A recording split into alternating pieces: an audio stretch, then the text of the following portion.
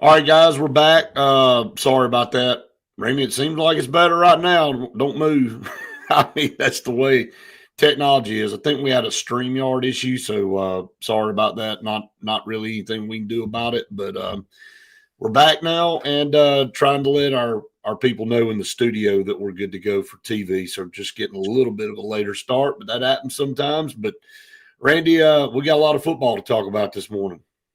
Yeah, we do. And I don't know what you caught on that initial segment, so I'll probably just say it again. Nobody heard it anyway, so it don't It matter. it was a great atmosphere in Opelika, Alabama last night. And it normally is, but sometimes, over the last 25 years especially, we've Right. let these games get away from us. I mean, you can look at the record. I think they've won maybe now 16 of the last 19 games against Opelika.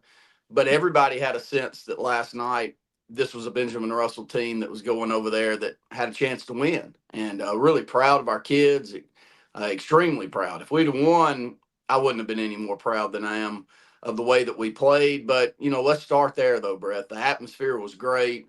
Everything that Opelika and that city brings to high school football here in the state of Alabama. I've always thought that outside of where you and I grew up, it was as good a high school community when it comes to football as anywhere that I had ever been. And maybe I'm biased because I played in such massive games where standing room only over there, and we saw that last night. And that goes a long way with what you generate from a fan support standpoint. But they travel, we travel. Both of us would have loved to have won way more state championships than we have. We picked up the one, and we've got a couple of more that they put the mythical tag around, and we'll probably talk about that with Luke Robinson in the second hour. But those mythical Yeah, ones were the only ones that you could get back in the day, and right. so when somebody claims you a state champion, you hung it with pride, and we've got a couple of those. I don't think Opelika's still looking for their first state title, Brett, but it doesn't mean our two programs haven't been right at the top of the classifications that we've been in for a long time. It was a great football game, and tip your hat to Opelika on a great win.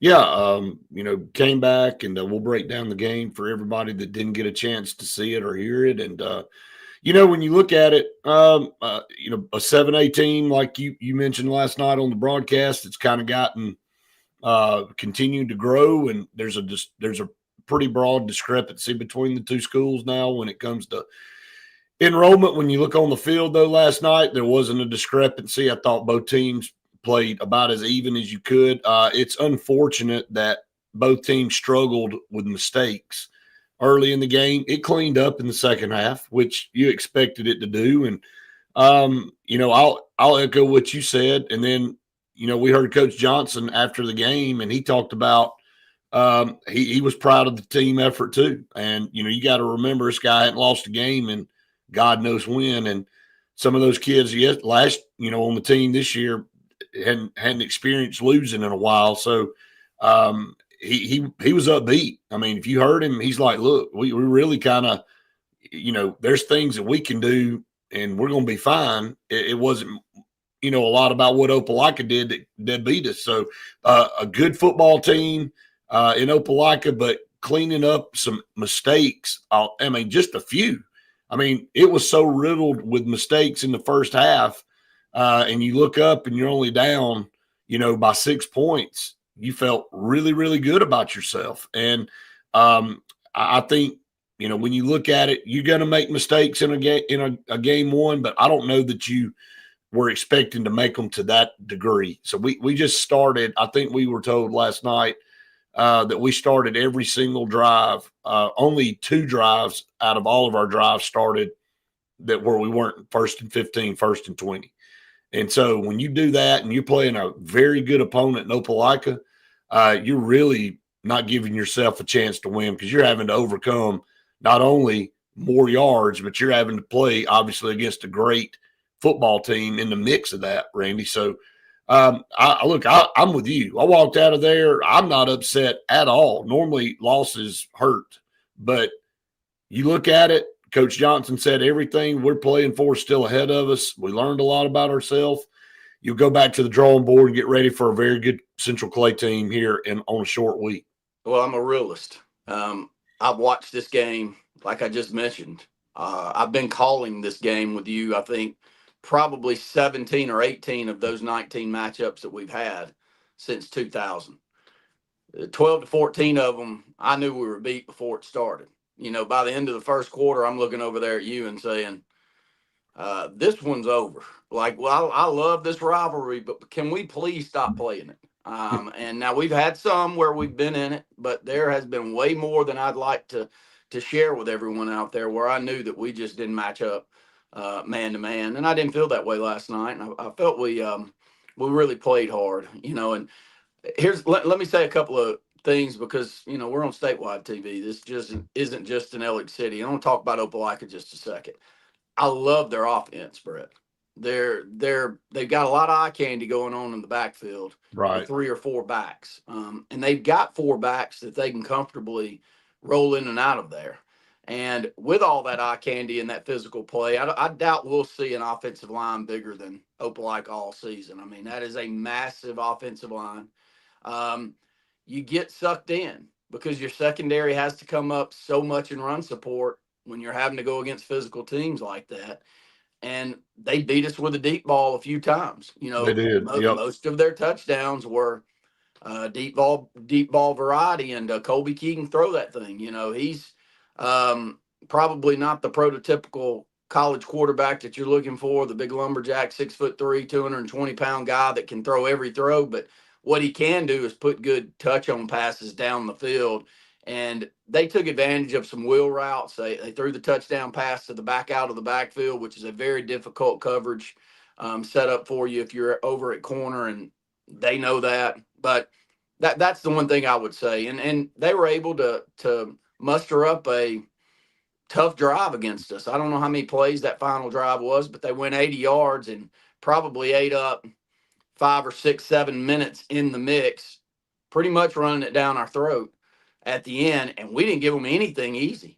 I was so proud of the way we played on that drive. I mean, they'd get 6, 7 yards here, and then we'd stop them for a 1 or 2 yard gain. And for us to stand up on the lines of scrimmage the way that we did last night says a lot about how good this team can be. Because most teams, and we're going to go through scores around the state here in a minute. And let me just give you one that jumps out. Before you do that, so we can get back on track for TV, Okay. Let's go ahead and take this break. We come back, we'll keep talking during the break, but we'll be back for TV in just a moment. All right, keep going. It's just really difficult to play up classes. You can. Did you see Sarah Land Jackson last night? I mean, yeah. I mean, now they didn't have their back, and that's but they got 3 more really dynamic players on that team without Xavier Kroll. That's right. I mean, so it's not like they lost everything when he went out. I mean, it is hard to play up, man. It doesn't matter. Look at Reeltown and T.R. Miller. 2 years in a row now. Yeah. 2 years in a row. Reeltown's got a great team. I mean, if they won 2A again, you wouldn't be surprised. No. They go and play a really good 3A program in T.R. Miller, and it's a 2-touchdown game both years. And that's the only game Reeltown lost last year. That's right. Then, Miller lost their big-time back that's down at Miles Johnson, that's down at Florida. So you thought they may take a step back. No step back. I mean, these programs they're built to last in some of these communities. And the 2 that we had last night, and I'll say it when we get back on air, but I mean, Coach Johnson's coached in some big-time games, and some of his players have coached in big-time games. But in 4A and 5A, you're not going to get very many atmospheres like you had last night. I don't know how you replicate that in 4A and 5A ball. Central plays as good a high school atmosphere as I can think of in 5A. Right. I mean, that can be a difficult place to play, and they had to go there in the quarterfinals last year and win. So I know that was a big atmosphere, but not what you saw last night. Not like that you get in a 7A program like Opelika High School last night. I mean, you just don't have the numbers. The sheer numbers aren't up to the level that you saw there last night. So saying all of that, I mean, you take Kingston. You know how much that kid probably learned last night? Oh, he learned a lot. Yeah. I was really happy with the way that he played. He could have easily written it up as a tough loss, but he kept grinding it out. But one of the biggest storylines, those cramps last night. And Oh yeah. you're looking at a guy across from you that playing both ways, literally cramped almost every single Friday night. And people, they're sitting up in the stands looking down. I mean, here's the difficult part. People in the stands that are out of shape, and probably most of them have never put a damn helmet on in their life, are the ones that are pointing down there. Why can't Randy stop cramping?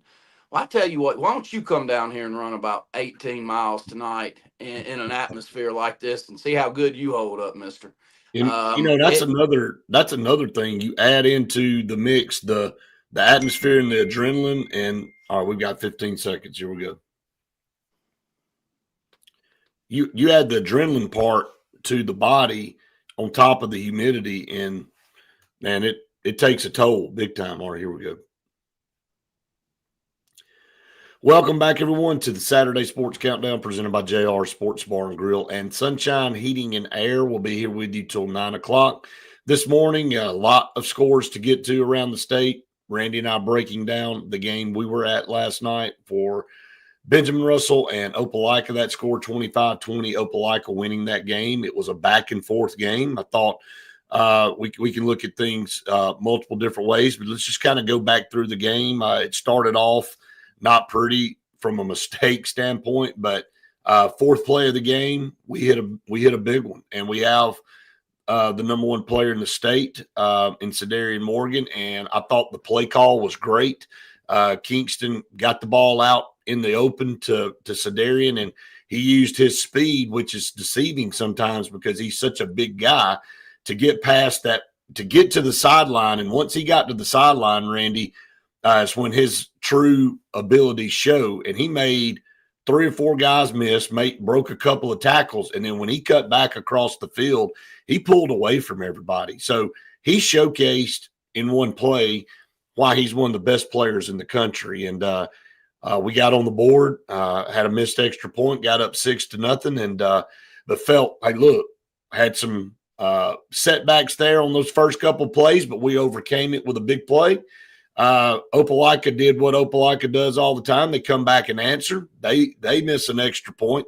So it's tied up at 6. And so you feel like in the meantime, a lot of mistakes, but the officials were really pinpointing equipment violations last night on both sides of the ball. The very first play of the game, nobody had on their bingo card that Kingston Prior wasn't going to take the first snap of the year.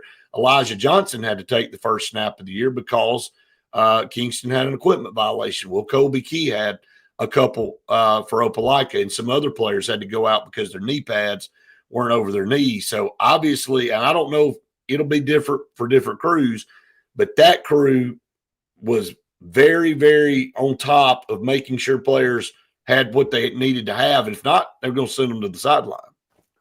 Well, each year you have priorities set. And most of the time that's coming down from the state, and they're deciding we got to clean this up. And I totally agree with them on this one. We've let this one get a little bit too far away from us. We have. I mean, when those knee pads end up 4 or 5 inches above the knee, they look like biker shorts, man. They don't even look like football pants anymore. No, and I understand it. I mean, of course you're faster, of course you're quicker, of course you can get in and out of breaks, but if you allow it for some and you don't allow it for others, then they're getting that benefit when you're not. Whereas the equipment should be the equipment. I mean, for the most part, we all should have the same things on and should be competing with the same hindrances that equipment brings. Whether it be a knee pad, whether it be a mouthpiece, all the way, all up and down. So yeah, we did see that last night. It was a part of the game. It was a slow football game. It was a ton of penalties on both sides, and 90% of those penalties, there's no argument. I mean, they were just penalties. I mean, they were just bad penalties. Delay of games, jumping offside, entering the neutral zone. I mean, just basic things that you wouldn't.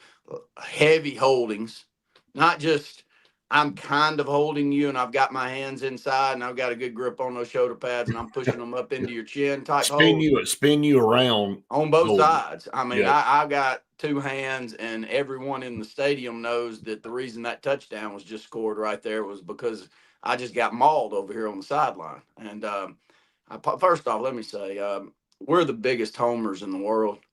I hope no Opelika fans go back and watch that broadcast last night because, first off, my disdain for Opelika goes way back, like probably as early as I can remember. I've not liked anybody that wore red and black. I can't stand Georgia. I probably hate Georgia. Brett knows this worse than I hate Alabama. I can muster up a little like for Alabama, but I don't like Georgia people. I don't like all that barking and probably a lot of it stems from my disdain for Opelika. I just don't like them. We hated them. They hated us. It's all perfectly fine. It's the beauty of high school sports, in Yeah, my it opinion. is. It But is.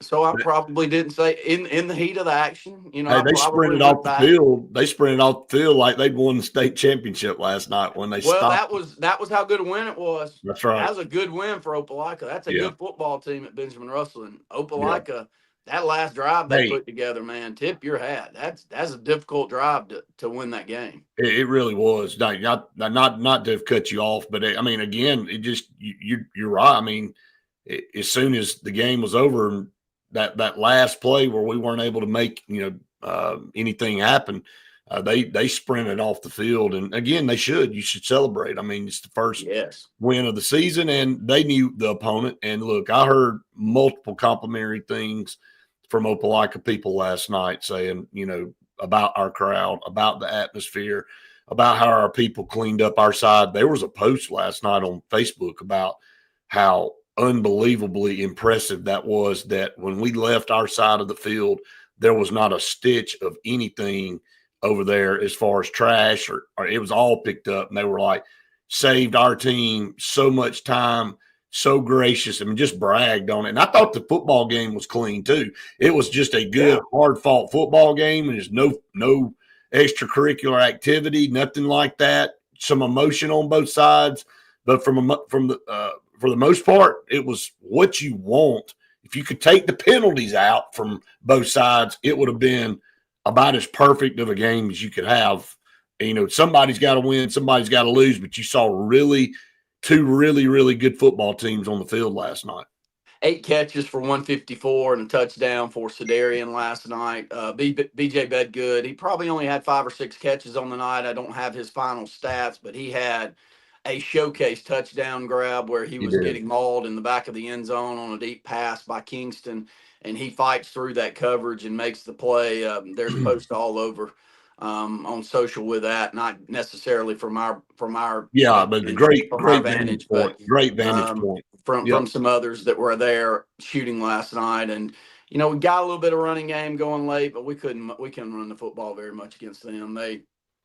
They're bigger at the point of attack. I mean, we stood up about as good as a big 5A high, low 6A size program is going to stand up to a team like that. I'll be honest with you. I was very concerned about the game. I told you on the broadcast. I was terrified. You know it. I said, and I know we got to get the break, so we're going to keep this thought going.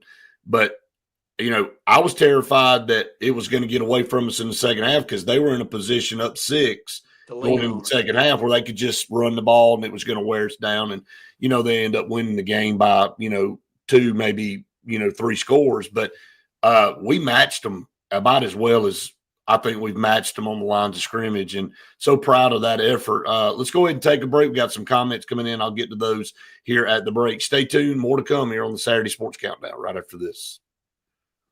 I mean, I really, at the end of the day, I was probably more impressed with that than I was anything because, like Michael just said, he said, listening to the game, I thought the false start on the final drive was probably the most devastating of the penalties. And it was a timing issue there. He said it killed the game-winning drive. And we did. I mean, we got the ball back with 5 minutes to go, Randy. We took every bit of that clock. I mean, we couldn't have asked for a better scenario. We had driven down to the 27-yard line and had your shot. You're only down 5. You were going to have a few shots at it. There was some controversial stuff here and there on a couple PI opportunities, some called, some not called. But, overall, I thought the officials did what they had to do in the game. And sometimes you make the play and sometimes you don't. But impressed overall with our effort. Now, yes, a lot of things to clean up from a penalty standpoint and some routine stuff. But outside of that, Randy, you know this coaching staff's going to get this team dialed in. They're going to go back and look at film. You talked about Kingston. He'll see some things that he needs to clean up on his end. He grew up a lot last night in an environment like that. And you go back and watch film for a reason, and you get better off of that. Well, it's tough. You can't replicate that in practice. It's impossible. I mean, you got to have them barreling down on you. And he made an amazing dig route pass to Sedarian in the second half where I thought he was hit right after he let go of the football. And he probably can make a few more of those plays, Brett, Right. as we move forward. But that's hard to say. I mean, that's a very difficult throw. So he had some impressive plays last night, Patrick. We had 20 penalties last night. 20. They had 11. Is it 20 or 21? I thought we had 21. 20 or maybe I may have fallen asleep and wished that I was somewhere other than reading the penalty and the stats. It was like in the first half there were like we had 13 in the first half. Yep.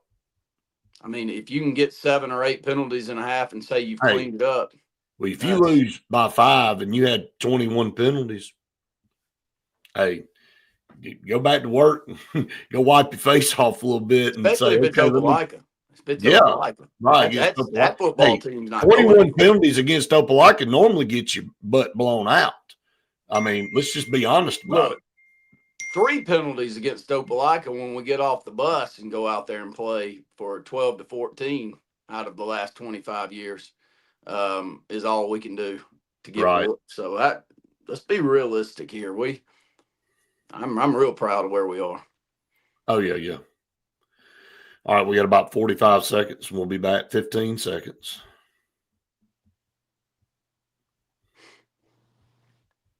Let me talk about a lot of our other kids, okay? Yeah. You can hit on what you want, but I need to mention at least 8 or 10 of them. All right, here we go. All right, welcome back, everyone, to the Saturday Sports Countdown presented by JR Sports Bar and Grill and Sunshine Heating and Air. Chris said, how about 20 plus? We did amazing to be able to stay in the game. Speaks volumes of the talent and the grit to be able to stay in the game. And they'll get it cleaned up, guys. I mean, look, that's no doubt. Big-time program on the road, big atmosphere. And, some of our new guys coming in, I know they played in the spring and they've been together this summer, but haven't been in a game time situation. So this team will only get better and stronger as the year goes on. I feel very, very confident about that. And they'll have to turn their focus to a very good football team in Central Clay in a short week on Thursday night. So we'll talk more about that down the line. We got a lot of scores we got to get to. But, Randy, I know just wrapping up our talk here in these first 30 minutes about our game last night. Well, I want to brag on a few of our guys on the defensive side of the ball. First and foremost, our 2 middle linebackers played very good football games last night. I want to start with ours here from Ellick City that's been with us the whole time, and BJ Hicks. Man, Brett, I thought he was a good player last year at times. I think he finished the season with 44 tackles, but he was all over the field. He looked fast out there. He looked strong. He closed gaps on the sidelines where we were struggling getting to their skill guys. And he was not only making tackles, he was making big time tackles. So he was probably the most impressive that I've seen out of our kids that are coming back from last year, right? From an improvement standpoint. I think you said that a bunch of times on the program last night. It is a little bit more important. I love his family. Brandon was a great player. In high school, you know that, and his granddaddy, Coach Hicks, is a lot of our favorite coaches. So for him to be out there and him to be playing the way that he was really, really good. He's gonna, he's gonna have a great season. And Charles right beside him. You and I were thrilled to have him end up over here. He plays the game the right way. I like the way he carries himself. A very smart kid. He's very businesslike about his stuff. He's one that deserves a great opportunity at a college because he may be not exactly prototypical from a size standpoint to play middle linebacker, but I think he can play all over the field. I agree with that. He's such a good tackler, and carries himself the right way, got great leadership qualities too. And you saw when he hits you, your headgear goes back. I don't even have to look and see it. Oh, well, Charles just made that hit. There he goes. Right. He ain't moved an inch once he got off of that. So, I thought those two played really good football, and I thought the entire defensive line held up. I was very impressed with defensive line. Very, I'm of course, Yeah, I'm Charzell, Yeah. Poochie. All those guys up front. I told you, going to practice, I'm like, and I know we lost Caleb Spivey, and that's a story for another day. But man, I told everybody, I said, we're still a top tier defensive line, even without Caleb Spivey, because of how much, these guys have worked, gotten better in the weight room. You got to be a different mindset guy to play defensive line. And of course it helps to have size, and we got some size up there. Like, I didn't look down on that field. I mean, you look at an enormous offensive line, the biggest one, you're going to play one of the biggest in the state in Opelika, and you look across and you go, they're not terribly overmatched. They're overmatching us, but they're not terribly overmatching us. And this is a ginormous offensive line. So when we get more against teams that are our size, as far as numbers wise, we're going to have the advantage on the line. I agree, and that's saying a lot because we haven't had that. We've had to make do with what we've had for a very long time, and so defensively, I was proud of all of those guys. On the offensive side of the ball, we've got some issues on the offensive line just to clean up from a communication standpoint. We looked out of sorts. Playing a little more physically would be a good thing. I think they're there. I think the pieces are there. Daniel Burns, I like the way he goes about his business and how physical he plays. But, a lot of those kids getting their first snaps. I bragged on Zai last night. Zai been around me in a gym for 10 years. And for him to get out there on the field and play as much as he does was great. But, we need to get better with our offensive line and running game.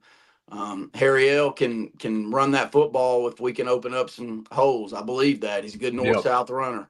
And we just never felt like we could do it much. Kind of funny. The last drive we go to it and have some success and get the football down the field. And then, was it a coverage thing, Randy, too, though, that they knew that we were going to have to throw the football to try to get it down the field? And I don't care. Look, they knew we were trying to throw the football down the field all night, and we couldn't run it at them. So we found something, and we ran 3 plays for a first down, and that last play got us across midfield and set us up in a situation where we had a chance to win the game. So, yeah, you're right. I mean, it just kind of came. And plus, let's be honest, they were worn down too. And so a little bit of fatigue on their side defensively, and maybe we just pushed on them a little bit and found some success. And look, we were back and forth about this all night. You don't really know what you can do running the game. I don't care how good the team across the way is. When you're starting 1st and 15, 1st and 20, and you're so far behind the chains. I mean, there were a lot of times we would end up having to punt the football, Randy, and it was 4th and 1, 4th and 2. And you were like, if you didn't have to get 20 yards for a first down, if you only had to get 10, you would have already had 2 first downs almost. I mean, so just clean up the things that were self-imposed, the self-inflicted wounds. Clean those up, go out there, and I thought we did a better job. Look, I know it still had our penalties, but thought we did a better job in the second half.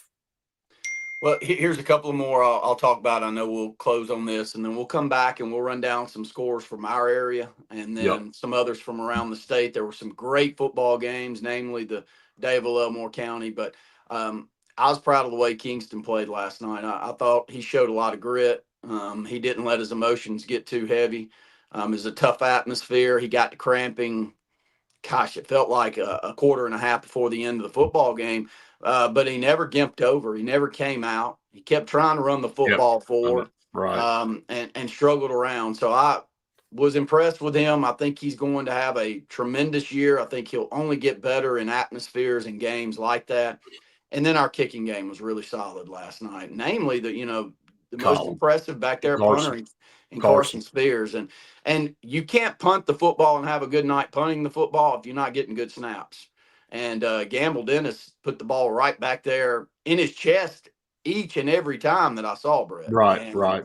If you've got those two guys playing clean football. Look, Brett Pritchard called football games for us when Phil Lazenby was the coach.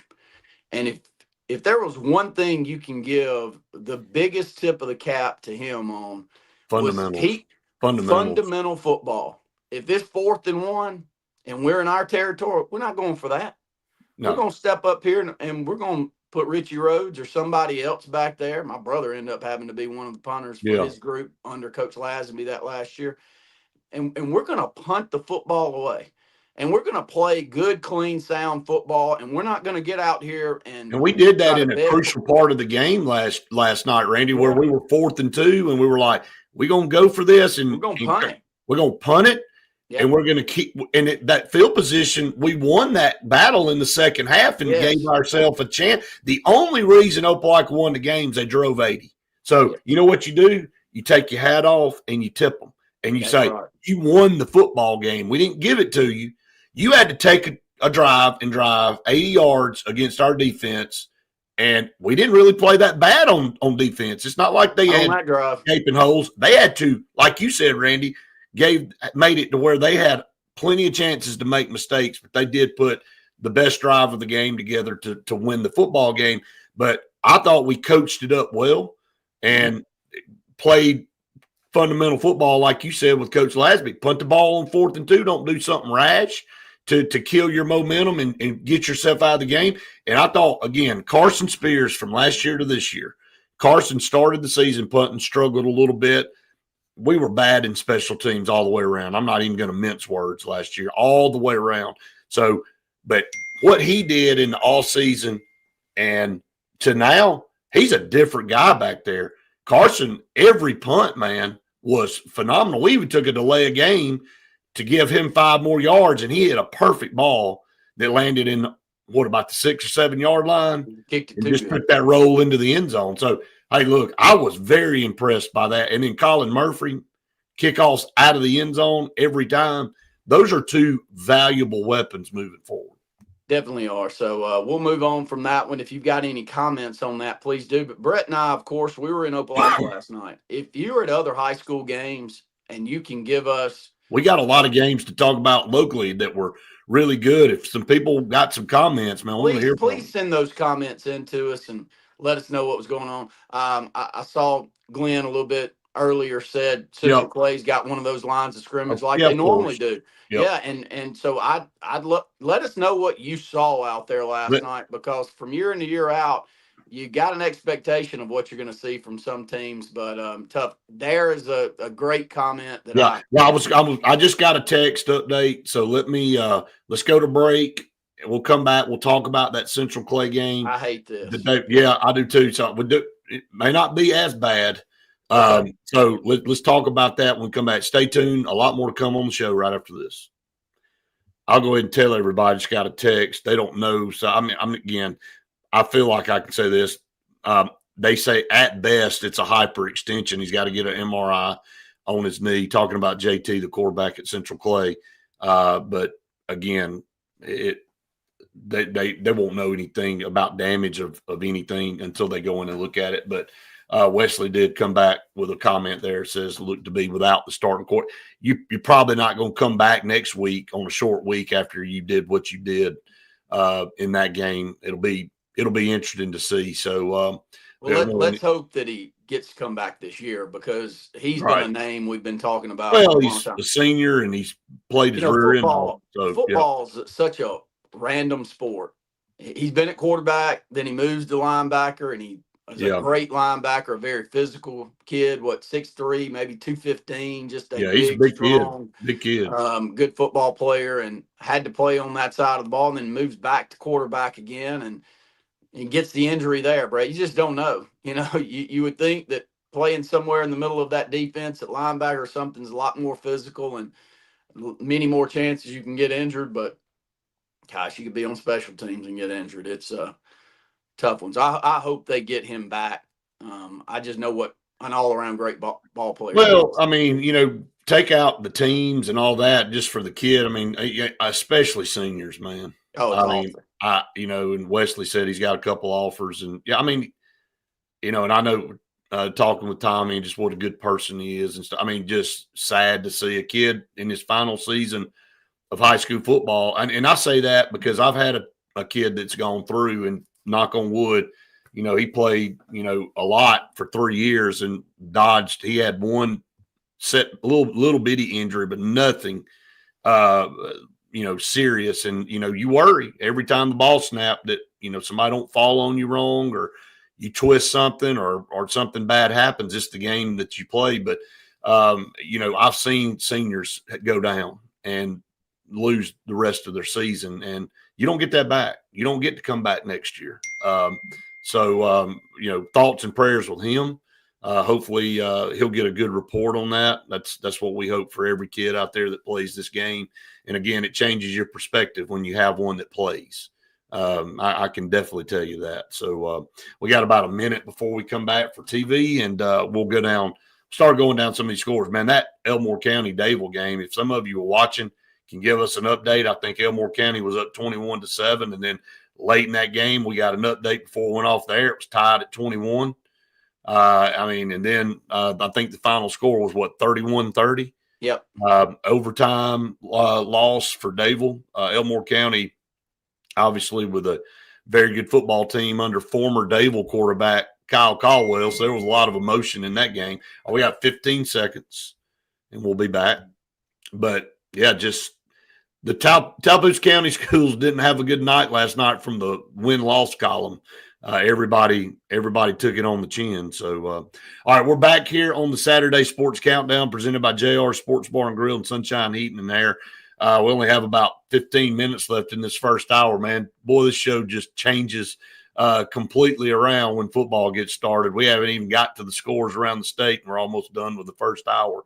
But just kind of update everybody on TV when we came back, from break. Central Clay County won their football game last night against Handley, but more importantly for them, they're, going to try to figure out if their starting quarterback will be back this year.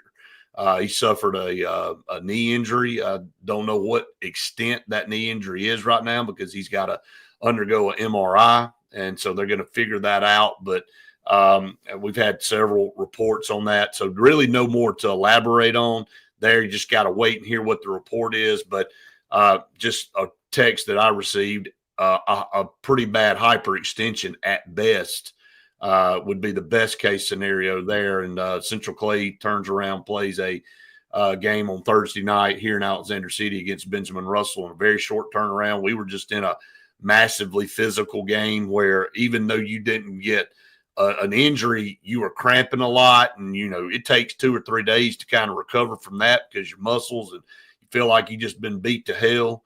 And then, when you do have some guys that went out with some bangs, you're trying to get them back as fast as you can on a short break. So, still looking forward to a really, really good football game on Thursday night for the statewide game of the week here in Alex City. But thoughts and prayers with JT, senior quarterback there, very gritty kid. And again, I told everybody, Randy, on the break that, you just pray for your child when they play this sport that they don't get anything serious. You're going to get banged up. It's the game. But when you have a child that goes through the sport and plays it, that, man, if you make it through a high school career or any career in football and you never suffer any type of major injury, you need to thank your lucky stars. Well, yeah, I'll go back to a comment that you made to me at one of our offices in Alex City many moons ago. Bryant got hurt, if you remember Brian Horn getting hurt as a sophomore, and broke his ankle, and it was one of the worst ones I've seen. It was terrible, and he was off to a great season already, and you knew there was greatness all in him. You could sense it.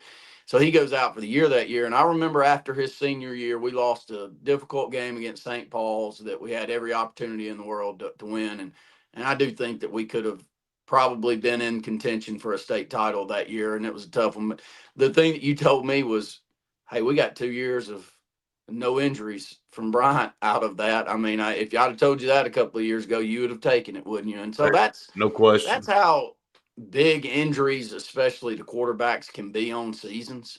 And so, yes, hopefully there's some good news to come from that. And Right. if it's not this week, it's very close. You'll get him back. A couple of other scores. Glad to have you on, Luke. A couple of other scores that were of interest to me. I think Horseshoe Bend going down in a high-scoring game against Right. Sachs. I think they lost it 48-42, Brett. They If I did. saw that right, I'm That's going off correct. memory here. So Correct. Reeltown getting beat by 10 points or so. You'd have to give me that score. T.R. Miller. Miller Yep. last night. About to go down these scores.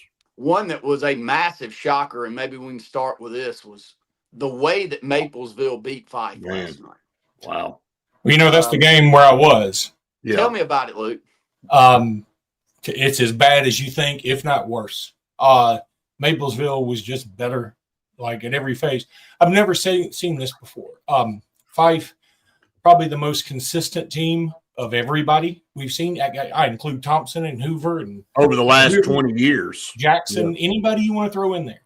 Fife's the one that you said, okay, you've got to pick one team that you think will make it to the Super 7. I would pick Fife, because if I could only pick one, they were dominated. They did not show up. Now I choose to not take away the credit from Maplesville because they made it that way, but there was zero juice on the Fife side. Last night I was a little more careful with my words about it, but I've never seen a Fife team play like this. Frankly, I'd be willing to bet that the coaching staff and the fans that did show up, I bet you they were kind of embarrassed, because it's just not something that they've ever had to deal with, if you ask me. I mean, I'm sure they've gotten beaten before. Maybe even beaten by 2 scores, but they have not been beaten like this that I've ever seen. And it was a total 100% mismatch. And the tackling was so bad that it was astounding. Nehemiah McCrary, who by some services now is the number 1 linebacker in the country for 2028. He's only a sophomore, and he's a specimen. And I'm assuming like eventually some other guys will catch up. As he plays 1A and other guys play, the higher classifications, they'll probably catch up and go past him unless he ends up changing schools himself. But he's a really good player. He played a lot of running back. He was he wasn't the reason, though. I mean, it was the whole team. It wasn't like McCrary just dominated. And then they have a guy named Jediah Works. And that last name is certainly applicable here, because he is he broke every tackle. He never went down on the first, second, or third guy. And I know we got to get the break here in like 20 seconds. So let's do that. I want to continue to talk about that game, Luke, since you were there, but it shocked everybody where we were when we saw the score come across. And it's not a knock on Maplesville, because the history at that program is tremendous too. Yeah. And you look up and you play in up classifications there for them, and that you add into that, so that's even crazy too. So all right, let's go ahead and take a break here on the Saturday Sports Countdown. We'll be back here in just a minute. But Fife's been on such a heater and for so long. Eventually you're like, is this ever going to stop? And it stops at some point. It may not be to that level that you feel like it's ever they're going to ever get beat like that. But Maplesville has a team that finished runner up, like Randy said last night, in 1A to a good Wadley team. But man, they've got some pieces, but sometimes, man, you just get that finally get that run that's just not quite there. Is that what you saw last night, Luke, from a player standpoint from Fife, that they just didn't have some of the guys that it's not like they did anything special? I mean, I'm not taking anything away from them, but they would just line up, point to where you're going to run, and just run over you. Obviously, they weren't able to do that last night. Fife was bigger. I mean, Fife still looked like Fife to me.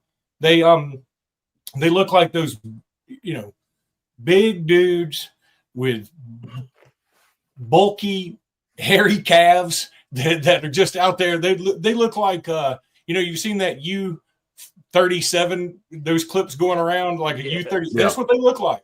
They look like they were grown men out there. And Maplesville's still young. The Works kid's a junior.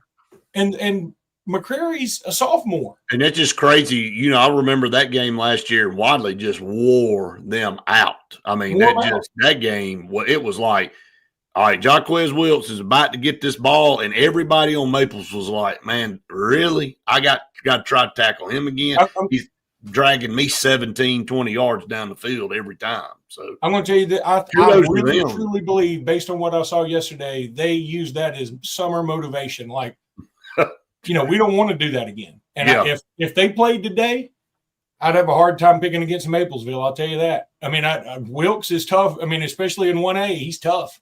But, I mean, they had 3 running backs. They got another kid named Roman, I think, Hall. And, you know, he comes in, he's the speedy back. So you got McCrary, who's big and just sort of lumbering, and I mean, he's fast, but they ran him up the middle most of the time.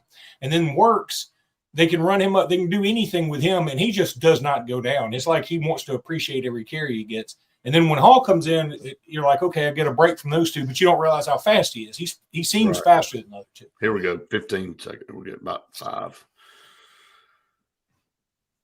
Welcome back, everyone, to the Saturday Sports Countdown presented by JR Sports Bar and Grill and Sunshine Heating and Air. Barry said Fife is a very young team. Maples were running backs that were the difference there in the game last night. And I think you're right, Luke, not seeing either team. You know, sometimes, like you said, Maples was still young too. They got in an environment maybe that was a little overwhelming for them in that championship game last year, even though they had a good season. Sometimes you get matched up against a team, and Wadley was a powerhouse last year, so maybe it helped them kind of say, look, okay, this is what we got to work on in the offseason to get – but we had a good football team. You got to do some things differently if you want to get and go and win a blue map against a team like Wadley. It looks like they made some really, really good adjustments. So that's a good update on that. Let's start talking about some of these games across the state. The other kickoff classic game we had on the HSA Radio Network was a great one. Pike Road knocking off Prattville 21-14. Prattville had the ball driving down the field with a chance to at least tie the game there. And they had a bad snap, ended the football game. That started the Bobby Carr error there at Prattville, but Pike Road and Granger Shook, Randy, continue to just be a really good football team that they lost a great quarterback. Let's just be honest. And Cason Myers that goes to Auburn High School, and they find a way to grit out a win. And I think they played a really good football game, but man, they may have one of the best players in the state. I mean, this kid just did everything. He had 3 interceptions on defense. He picked a pass off. He caught the game-winning touchdown. Pike Road's got some players, man. They got some dudes. Found out a little bit about him from Ron Ingram last night. Apparently, he was at Autauga Academy and transferred, and he, I don't know that he's played a ton of football, but he's an incredible athlete. He's going to play basketball with Prattville too. It looks like good basketball player, but obviously a great football player. So he's going to be talking about Jordan Holmes is who we're talking about. Yes. Yeah. Yep. Well, Pike Road, what I was going to say about Pike Road is, they've built that program around great defense, and they can get really good offensive players, and losing the quarterback's a massive loss. But going into this season, with Catchery moving over from Montgomery Catholic to Pike Road to play alongside Braylon Outlaw, that's the Tennessee commit. I mean, you've got 2 Division I linebackers there. You got Jordan Holmes back in the secondary. I think you got 4 Power 5 Division I players on the defensive side of the ball starting for Pike Road. I mean, how many times? Yeah, they're 6A program, but you just don't get that too often. And the way that they play, the lines of scrimmage play that they've had, back to Malik Blockton and some others that we've seen with them for a while. So Pike Road gets a big victory and had the best player on the field that night. An update on Stanhope, great win for Stanhope. Last night, Brett, they get 150 yards rushing from their quarterback. And, they've got the Foshee kid that's starting at quarterback now as a junior. And everybody that knows the Stanhope program knows how important that Foshee last name is to them. So good luck to Stanhope on the season. Yeah, that's Tony giving us some information there, and then he said, yes, related to Jimmy and Jeff. Appreciate your info there, Tony. Wesley said Wadley beat BB Comer like a drum last night. He said athlete-wise, they may even be better than they were last year. So, look, we're not saying after the first week of the season that there's a collision course again for Wadley and Maplesville. I'm saying it. I was going to try to give a little drama somewhere. No. We can. I think we can fast forward to that one. Yeah, and I want to. Go ahead and play that one right now. So I'd play it if they played it every Friday through the championship. I'd be at every one of them. I bet you that's going to be a thing. I mean, look, Maplesville got beaten pretty good last year, if I remember right, and they couldn't stop Wilkes. But I really believe that they use that as motivation. They look different out there. It was shocking to me how much they beat up on Fife. You heard it right here, folks. Saturday Sports Countdown after week 1. Maplesville and Fife, go ahead and book your tickets to Birmingham. Go ahead and buy them. Get them now. We got some for sale. Y'all want them? All right, let's get to 7A. Let's go down through these. I won't name every one of them, but Thompson over Carver on Thursday night, 37-6. It was 6-6 at halftime, and Thompson woke up apparently and said, "Okay, I don't know what we're doing," and so they scored 31 unanswered there in the second half. Again, I didn't see any of the game. I saw some highlights, and it looked like Thompson, once they got their legs under them, they just kind of took it to Carver. Y'all have any thoughts on that one? No, I was, the only thing I was going to say is Caleb Spivey played well at the beginning of the ball game, had a kind of a highlight reel sack, and he also had an interception in that game. And his play in the defensive side for Carver kept him in it, but Carver offensively doesn't look like a Bobby Carr led offense that I've seen over the years. It's going to take a little while after losing him. And they had the team offensively last year that could compete in 7A. Yep. But if you take a semi-step back in that region they're in, Brett, it's not that you're going to go 6-4. I mean, you're going to go 2-8. That's how good that region is. Yeah, it's unforgiving. Yeah. All right, Phoenix City over Pinson Valley, 59-16. Enterprise beat Andalusia 31-10. Looking down through here, IMG over Hoover 34-13. No shock there. I don't even know why you'd schedule IMG. Well, I'll tell you, we talked about that last night. Again, spoke to Ron Ingram a little bit, and he didn't mention this aspect because I think he sort of takes the attitude that you do that, hey, why would a team that doesn't get all the advantages like that, even though it's hard to say Hoover doesn't get advantages. Why they don't get advantages to that level, though. Yeah, to that level. Why do they want to do it? And I think the answer is because ESPN called and said, we'll put you guys on TV too. True. And, the game doesn't really count, I don't think. I mean, I know the games don't count for IMG. I mean, they'll say they're 10-0 when the season's over. It's like an exhibition. To play in the playoffs. It's an exhibition. Yeah, they can't play. They can't play in the Florida High School Athletic Association playoffs. So they just go travel around. I mean, they're nothing but a football factory. I mean, but the other drawback, is football, basketball, soccer. I'm just saying for this particular sport, they're just a factory. They're just a factory. The drawback is if they see somebody they like on your side, guess what they're going to do? They're going to take them away from you. Hey, what you doing? You up? A couple more minutes in this segment, couple more scores in 7A, and then we'll get out of that. Hey, how about this? I mean, Smith Station, they've had their lumps over the years, but they got a shutout over Shaw, Georgia last night, 24-0. New coach over there, new aspect. Not saying that they're going to run some kind of heater over at Smith Station, but hey, look, as a program that's taken their lumps, hey, impressive to go beat somebody 24-0. And shut anybody out anywhere, anytime. Absolutely, doing something right. So that's a program you'd like to see play a little better. I mean, it's got to be very frustrating. I'll put it that way. Kind of like Columbiana and the Gatorade special that they're doing with Sandy Coates and that group there trying to break that 90-plus game losing streak. I mean, at a certain point, you hope these kids that actually show up and put themselves through this have a little bit of success. And that's going to be – hey, that's a good storyline. We haven't talked about that yet, Brett, but that's going to be a great storyline to watch.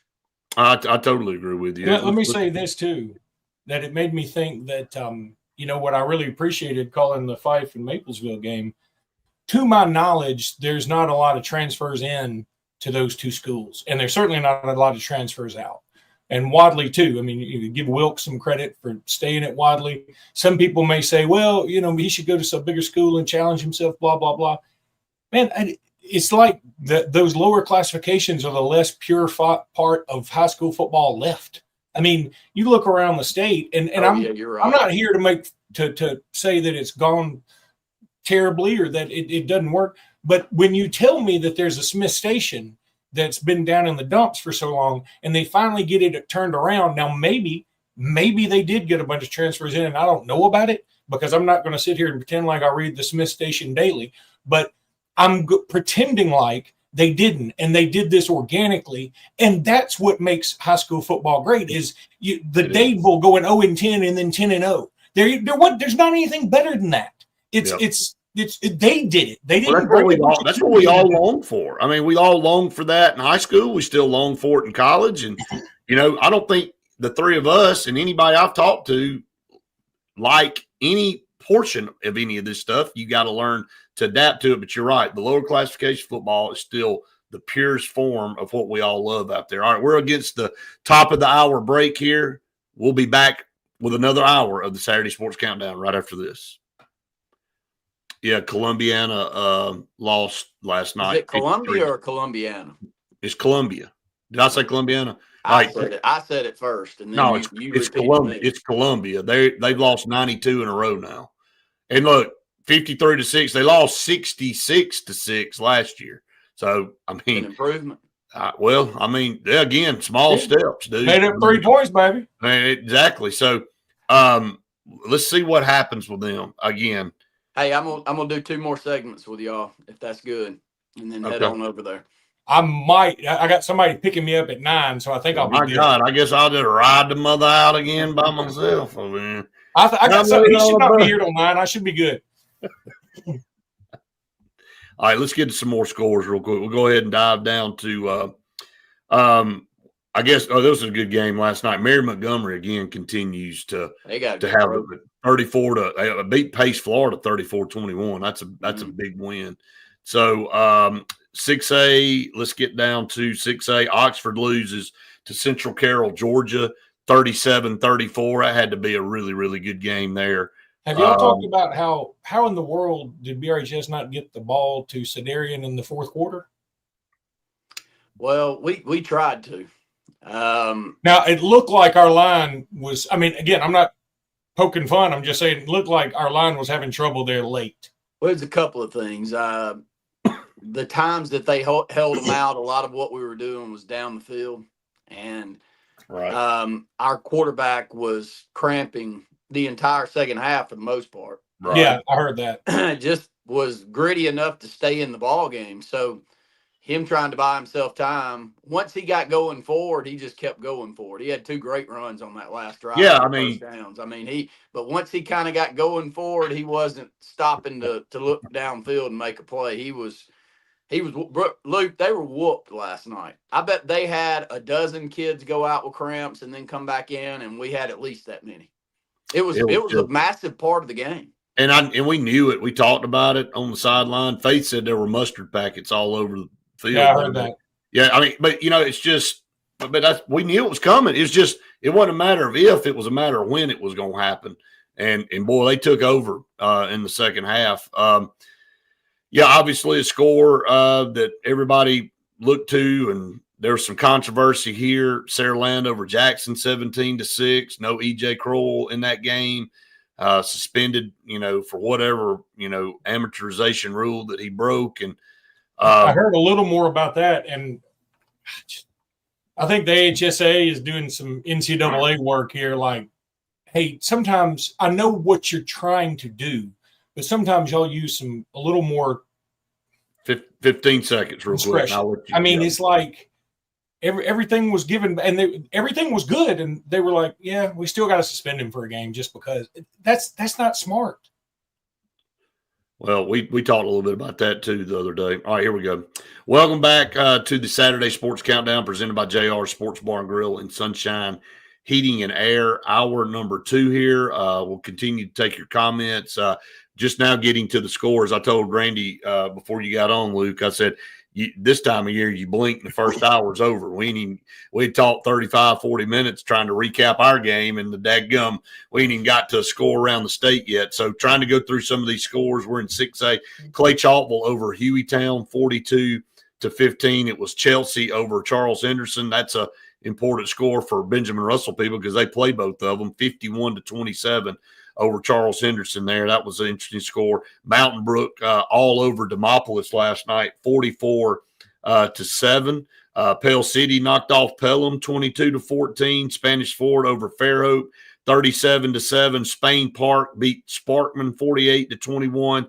Stanhope, as we talked about earlier, over Marbury 28-6, and Wetumpka over Beauregard 36-19. Any of those scores stand out to you guys? Spanish Fort, the way that they won. Sounds Over like Fairhope. they're better on the offensive side of the ball. Kind of expected it. They've got a South Alabama committed quarterback playing. So anytime they're good, they're the ones that watch out. Pique my interest. Yes. All right, here we can move down into 5A. Here, Central Clay knocked off Hanley 36-6, but more importantly, the status of their quarterback for the rest of the season is what the Clay County fan base wants to know, and went out with a knee injury. Don't know to what extent that is, but a gritty kid, very good kid. Thoughts and prayers with him. He'll get an MRI to determine how severe that knee injury was last night. Boy, here was a good one. And 31-30, Elmore County over Dable. We talked about it a little bit earlier. Kyle Caldwell, finding ways to win, has built a tremendous program at Elmore County. We've been talking about him now for 3+ years and what he's been able to do and accomplish at Elmore County. So a big win for him. Credit Dable, Chad McKelvey. They were down 21-7 late in that game, fought back, tied that game, forced overtime. Chad McKelvey's getting Dable back, guys. I mean, he had them in a game last year in the first round of playoffs against one of the best teams in the state and had them beat. And they came back and won right there at the end. So look, Dable, don't sleep on them. That I expect both of those teams to have good years, Elmore County and Dable. If you're Dable, you've got to look and say, we played up 2 classifications here. And we played them well, and we didn't play them as good last year. So I'm with you. I would sense that things are about to turn. We know how much that community loves their high school football, and but if you're Kyle, you just pick up another win. And Kyle he's winning at an 80% clip at Elmore County. I mean, that's saying a mouthful. We've all said it. One of the best coaches in the state. No other way to say it. You fall over Booker T. Washington 32-18. Gainesville, Georgia. That's Josh Niblett's team. Took it to Moody 49-7. And Moody was number 1 in their classification, right? They're in 4A, 3A? Yeah, 5A. They're 5A. They're number 1. I knew it was in there. 49-7. So tells you a little bit about, just Josh Niblett football. Montgomery Catholic over St. James 32-6. Last night, Sylacauga knocked off Central Coosa. That's a local score we didn't talk about earlier. They won that game 44-20. Valley beat Glenwood 20-14 last night. And that was a Glenwood team that were they undefeated in the regular season last year, Randy? They were, yes. Yeah, I remember that. But hey, that's Valley, a big win for Valley. In that area for Valley to hold on. Right. I know they're a bigger school, but I promise most expected Glenwood to win that football game. And so Valley, you were impressed with them at media days, and it was a really good win last night. Got a good quarterback at Valley over there, and obviously it made a difference. All right, let's get down to 4A here, just going through some of these scores, try to find some of note. Mobile Christian over Chickasaw 48-0. Orange Beach beat Alberta 34-14. St. Michael's, it's St. Michael, it's not St. Michael's. St. Michael Catholic over Bayside Academy 41-10. That's going to be a team to watch, guys, in 4A. Just a very well put together team. Philip Rivers coached his son, Gunnar Rivers, the quarterback. They were right there in the playoffs last year. Going to be hard to stop this team. They just put up bukus of points. Well, I love watching Gunnar throw the football around. He's not necessarily the imps of his father, but he's such a big and smart player. And I'm an Auburn fan. If he was the one that we got in that class, I'd be thrilled. And I think a lot of coaches would, or a lot of fans of teams would say that, Brett. And so I think he'll have a better year this year. I do. And he's had some great years. And that game against Jackson last year, if they could just stop Jackson at all, they had enough offense to win that one, Brett. They were moving the football and scoring the football. They just couldn't keep Jackson off the scoreboard. So I bet that one's going to be a little bit closer of a game this year. Oh, yeah, I definitely think so. All right, 3A, some scores, man. One that just blew my mind, blew everybody's mind last night was Montgomery Academy, 59-3 over Tallahassee. That was a quarterfinal team in Tallahassee last year that went and played Jackson pretty good on the road, if you'll remember. I don't know the storyline behind that one. Look, I talked to Coach O'Neill a couple of weeks ago. They felt really good. Now, I know they had their quarterback get injured before the season started, but I don't know if that was that much of a discrepancy. But Montgomery Academy may just be that good. But I did not expect. I didn't have that on my bingo card that Tallahassee was only going to score 3 points. Well, okay, here's what I know about Montgomery Academy. You want no part of their basketball program. None. They beat every single team I saw last year outside of the 7A state champion in Hoover. And they got a top 10 recruit in the junior class that's part of that great sophomore class last year at Montgomery Academy. And most of those guys play football. They're not big. They're not big basketball recruits. They're football recruits. And so, Brett, I saw what I saw. I know the Bows and the Joes that they're throwing around out there. And you're right. If they beat Tallahassee like that, just watch out 3A. Yeah, I totally agree. All right, some more scores here to kind of get through this. T.R. Miller, we said over Reeltown, 35-21. That was a repeat of last year.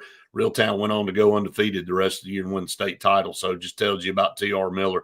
Sachs over Horseshoe Bend, 48-42, and Randolph County over Woodland, 44-21. Getting down into 2A football to try to wrap some of this stuff up. Let's see which one. Lochapoka over Prattville Christian, 49-24. Lafayette over Elwood, 51-6. Let's see, Tuscaloosa Academy, who was the runner-up in Class 2A last year, to Reeltown, 16-14 over American Christian. And then down in 1A, Billingsley over Greensboro, 22-0. Leroy over Thomasville, 52-34. Wadley over BB Comer, 46-0. Spring Garden over Sandrock, 44-28. Winterboro knocked off Vincent, 18-8. And that's your scores from around the state. Here in high school football, we'll go ahead and take another break. When we come back, we'll be in the college segment of our show. Stay tuned. More to come here on the Saturday Sports Countdown right after this. I'll be right back. All right. You going to let me and Luke have a fight over? I'm going to let y'all go. Over Auburn's 9 national championships. I may step aside for a segment and let y'all just go. No, I need your opinion on this one too. Now I know you can handle it though. You got me on this. Oh yeah, this is my last segment. I'm about to give you 12 good minutes right here. I'm not going to say anything. I'm going to let you go. 12 solid minutes of me on this one. I'm about to explain to Luke what he needs to take back to his Bama faithful on those 9 national championships. I'll take back. I have no problem giving back a couple. But y'all, well, I'll go on my rant. Don't you worry. Yeah. I got some. Hey, me and Gary, me and Gary were laughing yesterday before I was on his show, and he's like, look, man, he said he took the attitude, I think, of all of us. It's like, it doesn't matter, just take, it's accept him. He said, because man, he's talking about the 1941 one himself. He said, Brett, first thing he said, man, you've been friends a while now. And he said, you and I've never really gotten into an argument. He said, and we're not going to start now on this stuff. But he said, yeah, we got one or two maybe that we could say, yeah, we don't need to be flying a flag on those. But but then you got some you could go claim and say, it just at this point, like we're in a playoff now, so it don't matter. And so, but everything back then, it just, why didn't you do it? Here's my problem. Why the hell didn't we do it? Well, I don't have any problem. Auburn doing the ones from 1910, whatever. I can't refute that. That was 125 deadgum years ago. That thing was written. They kept score on cave walls. I don't know, but So I'm fine with that one. 2004 and 1993, I'm like, all right, if you want to pick one, but you can't say USC's isn't good because they're on probation. And then 1993 say, well, we didn't play an SEC title game or a bowl game, and we get it. You can't do that. That's just not right. I mean, and I'm like, nobody cares about it. From 1970 down this way. I don't even care about 66. People my dad's age get fired up about 66. I'm like, I was -7. Give me a break. I'm not going to care about that one. Hey, this 2025 will be 100 years away at some point in time, man. So, I mean, again, you look back on things and like you said, the 1910, 13, whatever. Yeah, but why not run should have given credit way long time ago. Why not run them up there? I mean, Randy, it's like me wearing why don't I wear World's Greatest Dad t-shirt and come on here and say, y'all can't say I'm not. I am the CeeLo. Yeah, but Luke, it was because it's the Spencer's gift joke. It was a popularity contest. One of those 2 years, Auburn. Not 93. All right, hold on, 30 seconds. 30 seconds. Yeah, but somebody chose us as the national champion. I think it was USA Today on one of them. What, I guess USA Today is not a credible source. Do you think they are?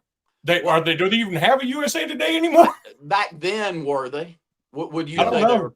Well, they sponsored the coaches poll for a while. So, I mean, it just, you can get into all that. I mean, look, I'm going to say one thing. I'm going to let y'all two go now because I'm just going to sit here and admire this. This is my last 12 minutes. Yeah. I'm about to give you a great run here, Luke. Welcome back, everyone, to the Sports Blitz Saturday Sports Countdown presented by JR Sports Bar and Grill, Sunshine Heating and Air. We've got about 45 minutes left in the show today. I'm going to let these two go at it here on the National Championship Talk. The only part I'll say about this, and I said this many years ago, I don't have any problem with Alabama from 83 to 84. And I don't know, what was the guy's name? Alverson or whatever, something that did that in the media guide, that you went from 6 to 11 from one year to the next. Hey, and he quietly did it, and all of a sudden people just started saying, "Oh, what happened to that?" And hey, look, so be it. Who gives a damn? It's as long as Alabama fans say, "Okay, I'm good with it." Of course, every other opposing fan base is going to make fun and poke holes in it. We've done it. It's been fun. Now Auburn was sitting over there going, "Oh, well, I don't know, man. I don't know." Hey, I bet the people that played on those teams, the families, would love to see their ancestors honored for the accomplishments that they had and were given. So that's only my take. We can all poke fun at each other, but I'm just mad that Auburn didn't do it way before now. So I'll just shut up and let y'all. Well, let me start, and because I think I'll tee Luke up, and I'll give him 8 minutes. With the floor. All right, so I'm going to give it 8 solid. Not enough. Here is there's a couple of points that I want to make that Luke and I have fought about for the last 20 years. Here's 2 things. If I can make a decision that pisses the Alabama fan base off as an Auburn fan, that's the decision I'm making. Like, I love it. Like, I like if wearing the same uniform is so important to Alabama, it wouldn't be important to me just to piss them off. Would be the decision I would make. And why in the world someone would claim that you're a national champion and you wouldn't run a banner up there makes no sense at all to me. None. It was a popularity contest before anyway. And the Alabama fan base, the moment that you decide, they're going to have good time. I mean, you're one of their best, Luke. They're going to have talking heads like Luke Robinson that are going to give you grief for the decision that was made. What took us so long to make the decision? You know, I tip my hat to John Cohen for finally saying, "Hold up now, let me look at this." 10 and 13, one of those years we outscored our opponents 193 to zilch in one of those 2 years. And several, I mean, it was a popularity contest anyway, deemed us as the national champion. Who in the world, as an SID at Auburn University, would decide not to run a banner up there for that year? Makes no sense to me. And so, yes, Luke's he's going to say that 2004 we should. But one of the major outlets deemed Auburn an undefeated Auburn team coming out of the SEC that Luke loves to talk about so much as the national champion. And then in 93, another one of those major outlets deemed Auburn an undefeated team now as the national champion.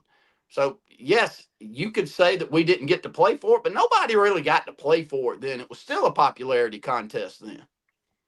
Who got to play for it? Okay, are you saying that Oklahoma in 2004 got to play for it? They got to play for that butt whooping, which I think. I mean, look, that same. I don't want to go down the 2004 rabbit hole.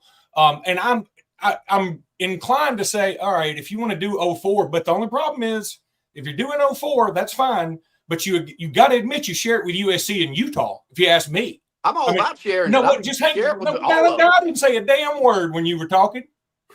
So that's the first thing.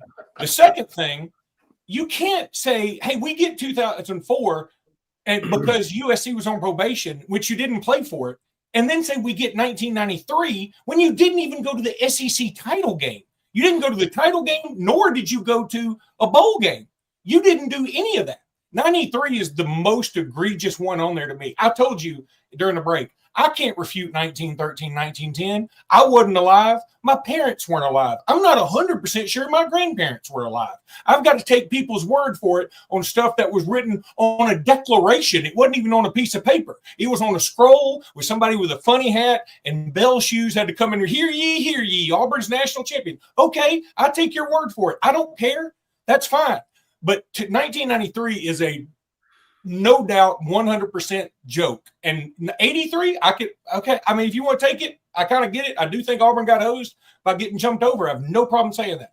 I also have no problem saying, hey, Alabama, you got to take down 41 if we're going to do this. I'd go all for it. That I'm fine. I think that's fair. I think if you're now, see, most Auburn fans are thinking like you, and I'm trying to save a sport here. You're having fun. I'm trying to save a sport. And I think that if Auburn fans were looking objectively, they'd say, yeah, 93 is a joke. You're trying to save a sport? We're trying to save college football. Yeah, he wants college football. He wants it to be. Are you kidding me right now? I want to save college football. Are you kidding me? Are you kidding me with that? I want to save it. That you ain't saving it, Luke. It ain't savable. This sport's gone. Well, you can sit here and we can sit back in the days and you can make fun of the aristocrats that came out with their hats and their curled up shoes in 1910. But dude, we ain't getting this back. This shit's over. Hang on. I'm muted now. I'm out. Thank you. So yes, I'm with you. We've all lost hope in the sport. There's no doubt. We've all lost hope. We talk about it every Tuesday. We've lost hope. But I wake up in the mornings. Y'all know I wake up early and I go to bed early. When I go to bed is when I'm losing hope. When I wake up, I'm like, I think we can do some things to make this better, but we got to get everybody on board. And it's what the difficult part, Brett, hang on. I know the difficult part is like watching politics. When Trump does something well, even when he does something well, Democrats go, well, he didn't do it as well as I wanted him to, or he did it well the wrong way, or he said the wrong thing. Somebody on either side of the aisle, or same thing with Biden or Obama or whoever, somebody eventually needs to stand up and go, y'all, can we think for a second that we're trying to make the whole country better. We're trying to make things better. And it may be a little bit, it may not be as fast as you want, and it may not be perfect. But see, we had the best thing going. Then everybody lost their minds about a playoff that now we're talking about, well, we got to make sure Memphis gets a shot. And God dang, UNLV, they might want to play in it. Who cares? We had it going on. And I'll tell you something. If you're a smaller school like Jacksonville State or Troy or whatever, no offense to you. No offense at all. I know you got a great sport, and I know your fans show up and they go up. They go there. At the same time, if y'all complain enough and we don't do the sport with the way we've been doing it, y'all ain't gonna have the money because people show up to watch the Bamas and the Auburns. And that's just the way it is. It may not be right. You may not think it's fair. It's a lot like the WNBA and the NBA. The WNBA saying we give us what we deserve. Well, you don't deserve a whole lot yet because the NBA took a long time to build up, a long time. And the other thing I want to ask you, if everybody's going to go back and start claiming championships, because the next thing that'll happen is Missouri and USC will claim 2007 with LSU. And if everybody's going to start doing that, I wonder if I'm Terry Bowden, and I don't know what his financial situation is. I'm guessing it's okay. I'm Terry Bowden. I call back and say, y'all know in 93 I had a national championship clause, right? How about stroking that check while you're doing stuff? Hey, Brett, I thought of that with Coach Tuberville. And, right.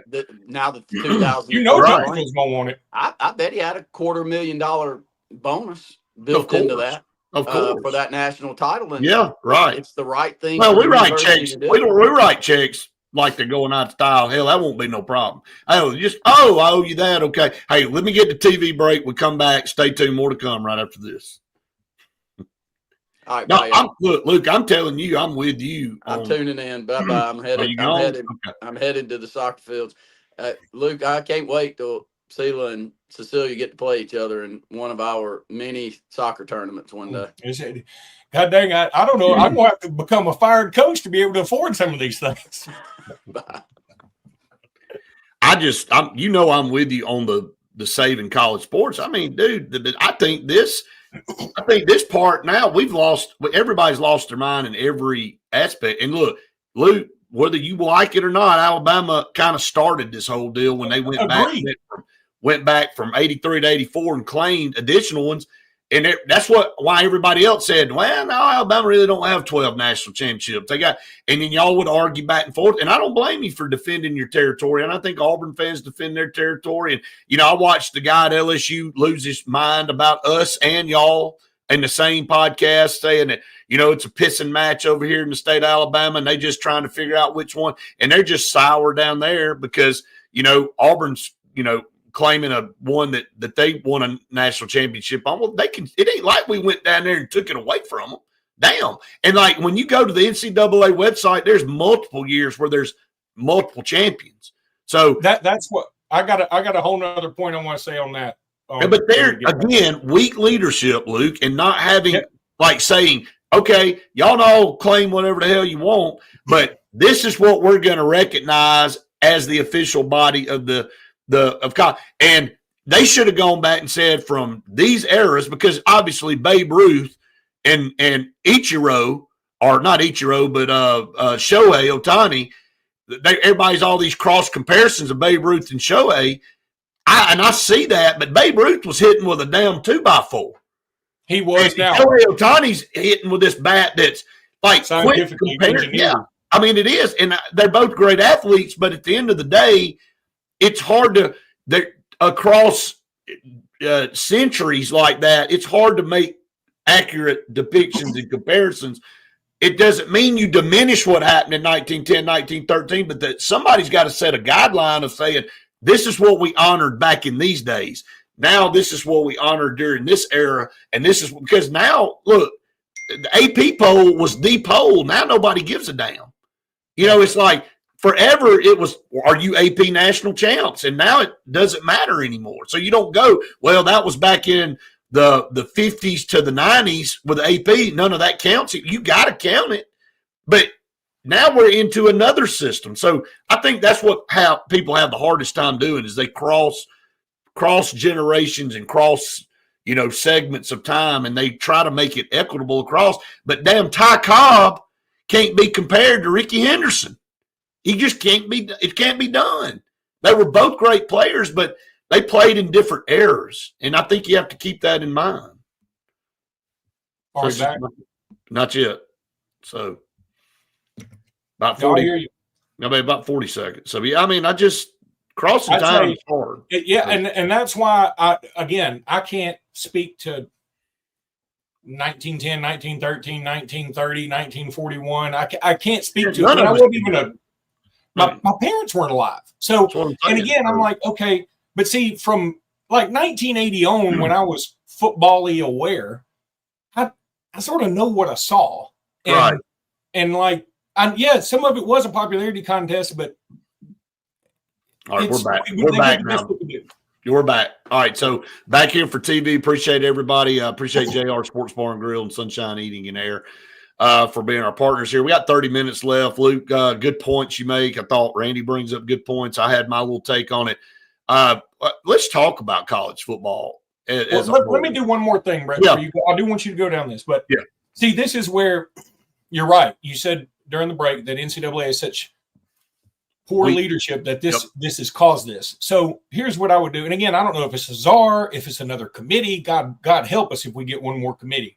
But whoever it is, I would love for him to come in and go, here's what I'm going to do, boys. I find the most objective guy you can find. My co-host suggested Josh Pate. Justin Clayton, who's listening to us right now, hated that idea. So, okay, not Josh Pate. Give me somebody who's as objective as they can be that we say, okay, you know, this guy went to Ohio State, but we trust him. You know, if it's Kirk Herbstreit, whatever, Reese Davis, Chris, what's his Fowler, I don't care. Be unbiased, yes. But let's say he goes in a room and he says, I'm going to look at every national championship there was. I'm going to study all the facts from every year, and I'm going to give one team the title. That means it's going to be easy in some years. It's going to be easy when somebody went, you know, Bama 2009. It's easy. It's going to be tough when it's Colorado splitting it with Washington or something like that, or Georgia Tech. Georgia Tech. Yeah. So it's going to be tougher, but I'm going to do it. And some teams are going to be upset, and some teams are going to be happy, and sometimes you'll lose a battle and you'll win a battle. And in the end, I think that would be the best way to do it. I also would have Azar go in there and say, you know what I'm doing? For every sport that's ever been, I'm giving back everybody their wins. That means Alabama, Auburn, LSU, anybody that's ever had a win, forfeited anything. And here's why I'm going to do it, because we saw it happen. And we now know that what we've done, because baseball's done this same thing. Baseball's basically said the 90s just didn't count. And we're like, well, how do we, you know, y'all are the records. And sport. They allowed it to happen is the problem. Y'all allowed this to happen. Now, we can say, yeah, well, he was juicing back then. But and they knew they were juicing. As Daniel Tosh says, you dang right they were juicing. Just guess what? That made it more fun. That I don't want to go see a 0-0 match. If I want to see that, I'll go watch soccer. No, what I want to do is watch baseball, and I want to watch people hit the long ball. That's fun. And you know what? And that's what happened, Luke. Major League Baseball sold their integrity because the sport was dying, and they were losing fans, and they were like, they know they were cheating. So they were like, but we've got more eyeballs on our product than we've ever had. And Sammy Sosa and Mark McGwire and Barry Bonds, everybody wants to tune in to see who's going to hit one out. And it started with the McGwire-Sosa race. It started with that. And you know what it did? It forced the pitchers to start juicing because they were tired of getting the damn ball hit out of the park every time he threw it up there. So it forced people that may have had some integrity to do that because they didn't want to lose their job. So Major League Baseball can only blame themselves for that. And NCAA really can blame themselves for the mess we're in right now. You know, they talk about this. I think Netflix had a whole thing on Purdue Pharma. Yes. Where they had all these various drugs for different things that people got addicted to, and they knew people were getting addicted to it, but they kept doing it because they were like, we're making so much dead gum money, we'll just fight the lawsuits, you know, and we'll just keep going. Well, in the end, it turned out to be a horrible thing for everybody. Right. And so when something is too good to be true, it probably is, and you need to accept your blame. And you can't just tell me Barry Bonds didn't exist. He's the only reason I watched baseball for a long time. Don't do that to me. That's the truth. I mean, again, there's no doubt it was so everybody was speculating and talking that you knew the guy was juiced up. You can do a lot of workouts, Luke, to get your arms bigger. And your head don't grow. He grew people are wearing. He had to wear one of those giant foam cowboy hats out there on the baseball field. That's the only thing that fit. Go look at Barry Bonds when he got to the pros and played for the Pirates. Go look at Mark McGwire when he played for the Oakland Athletics. And then go fast forward and look at Barry Bonds for the Giants and Mark McGwire for the Cardinals. And you're like, did that guy eat the other guy? No, I think. What happened? You remember right at the end of his career, Barry Bonds played for the New Orleans Hydrocephalics. Because he had a big water head. I remember, I won't say who this was, but back when Russell did the uniforms, and obviously they make the hats, but the uniform guys would go in and size everybody, all that. And they were like, he's like, man, I have to go up a little bit on my hat size every year. And it's like, what kind of head workout are you doing? So, I mean, because nobody else's head's growing and expanding to where you're having to go from a 7 hat size to 8 1/4. I don't even know if they make 8 1/4. But anyway, it's like maybe a 7 5, whatever. But anyway, his hat size grew, and that's pretty much a known fact. And look, you can only do that by enhancements. So Major League Baseball knew what was going on, and they sacrificed integrity for the views in the short term. And everybody knew this crap was going to come hit the fan. And it finally did, and it made it even worse. Now, baseball's trying to say, well, we'll just X that era out. Like you said, Luke, you can't do that. Can't do because it. You cannot do that. You can't just act like it didn't happen. Well, here's the other thing. And going back, trying to tie this back into football again, that's where I was talking. The whole reason we got off talking about this, because I was like, I would reinstate any and all forfeited wins, because it makes it very difficult to keep up with who's won what. And college football is a sport that now we've been around long enough that we need to focus on some records. It's fun. It does make things cool. Right. But for instance, Alabama in 1930, the basketball team went 20-0, beat the heck out of everybody. And I know we got to cut down the peach baskets with a skill saw because they didn't have nets back then. But and Randy would say, go for it. And me and a buddy might make 1930 national champs t-shirts, because there was some whatever organization gave Alabama the national championship. They didn't have the tournament back then, I guess. I don't know. And I'm like, yeah, I want to do it because I said, like, I'm sort of like Randy, but the other, and it would make Auburn fans mad. So I'm sort of behind it. But another part of me is like, but I know it's not right. And that's where I think. Well, we've lost that in society, Luke. I think know. You're right. We just accept, we're willing to go. We know in our heart of hearts, in our ethical mind, that it's not right, but we're going to do it anyway because we want it to be a public perception that we're something that we're not. I totally agree. We're willing to sacrifice things and foundations that we stand for popularity, and it sucks. And then we can go down this rabbit hole, some other things. Let's go to break. Come back. We'll keep this going. Stay tuned. More of the Saturday Sports Countdown right after this. But that's exactly what happened. We've sold ourselves out for $1 too. Like, I'm all for making money. We all want to make money. It allows us to do things, but we have literally, in Tom Brady, and again, when you got these pro athletes like Shaq and Charles Barkley and Tom Brady and guys like that go back and say, no, I think this is wrong. It's easy for people to go, well, yeah, they're saying it's wrong because they've made their money and they made man, dude, Shaq, I thought, had the best description on that podcast of anybody. He's like, look, man, he said, y'all are all missing the point. I'm not giving some yo-ho writing him a check that hadn't ever played a second of college basketball and they may not be there 9 months from now, maybe on somebody else's team. He's like, whatever happened to the day of going out and earning your NIL? He's like, I get it. I'm for NIL. Yeah. But he said, NIL for what? He said, you ain't done a damn thing for LSU yet.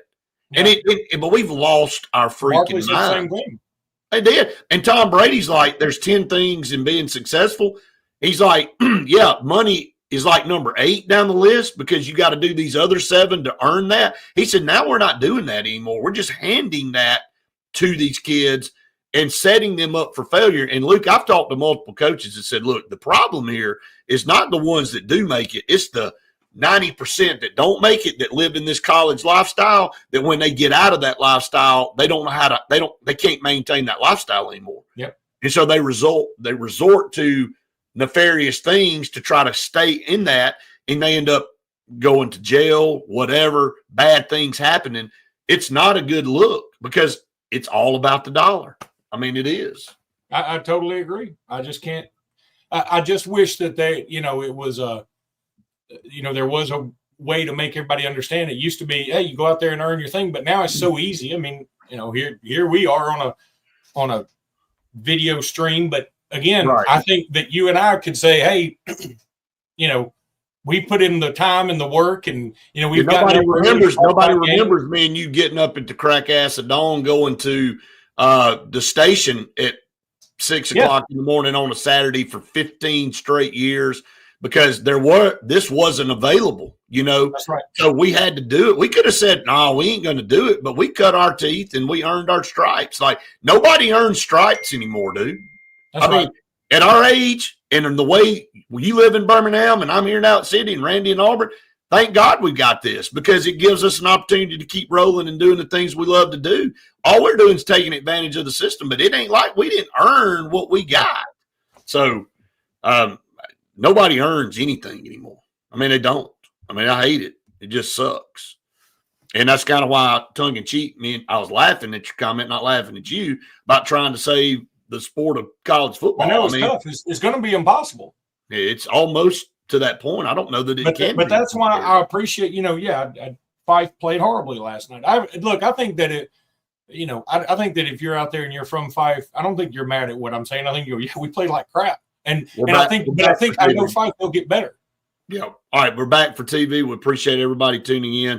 We got a couple more segments, but Luke and I kind of talking about why we have this talk every week, it seems like, and where college athletics is, and even where high school athletics is now. And the national look, Auburn stirred up a lot this week. And one thing, rightfully or wrongfully, people can say Auburn was in the news all week last week, from the Cam Newton retirement to the national championship claims. I mean, everybody was talking about that. And John Cohen's kind of made a decision, and he took his shots too. He's like, well, he was at Mississippi State and he never win anything, so he's going to come over here and grab a bunch of championships. But, he's making people talk about Auburn. And at the end of the day, the timing, was it the best on that because you're about to start the season and whatever? It's like, I don't know. I mean, it's just kind of one of those deals where I think John Cohen's like, why didn't some previous ADs do this? Why am I having to do this now? Because this topic kept coming up, and then it would die down. And he's like, we either need to do this or shut the hell up and don't talk about it anymore. And he decided to do it. I think that's what it boiled down to. Justin Clayton says, any of y'all want to bet college football won't be the most popular? Of course we think it's going to be the most popular sport. It's the second most popular sport by a wide margin. It's not going to gain any traction on the NFL. But Justin, that's not necessarily what I'm talking about. I think that's the problem. We're just saying, well, it'll be fine because we'll just keep getting sucked into whatever we got to accept. I hate that. What I'm saying is a lot of that is going to be gambling related. I mean, people are going to watch it just for the gambling side. I mean, that's where the NFL and all the pro sports really took off, is that you're allowed to gamble on everything. And when you spread the times out, you're allowed to gamble on several different games. And therefore, you were more invested in all these games. Therefore, you're watching them more. Therefore, you're seeing more commercials. I'm not saying it's not going to be the second most popular sport. I'm going to say that you're not going to have any more really cool stories about Dabo Swinney's who just busted their hump to just try and get on the field. And Kirby Smart talked about that at media days. Kirby Smart talked about that at media days, Luke. He said, walk-ons are a dying breed. They're not going to be, and there are good stories. All of our programs have great stories of Kevin Green was a walk-on, okay, at Auburn. Think about that a little bit. Yeah, that's crazy. You won't have that opportunity anymore. I mean, basically, who was the quarterback? Stetson Bennett. I mean, he was so damn smart. Did he get a scholarship or was he a walk-on? I know he was like fifth string. I think he eventually got a scholarship. But, right. But he was a walk-on.